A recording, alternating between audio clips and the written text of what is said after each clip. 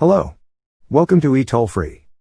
Today I'm going to show you how to add a user in the eDialer system. To allow agents to log into eDialer, you need to create a user account. To get this done, you will need to have an administrator access.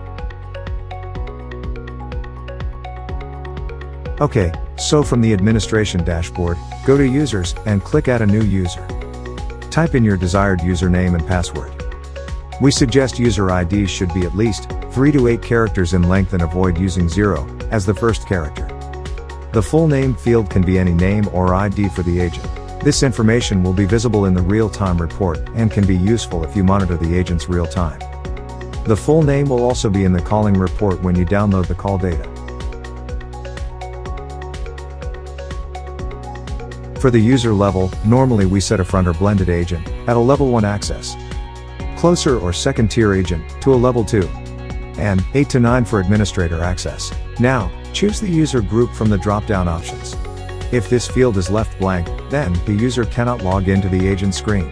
You can leave the phone user and password blank, and click Submit. After clicking Submit, you will see these additional user options. We will be going through some of the most important user settings on our next video. For any other eDialer concerns, don't hesitate to reach out to our friendly eToll-Free customer service by going to our website and clicking the chat icon at the bottom right of the page. Thank you for choosing eToll-Free's eDialer system.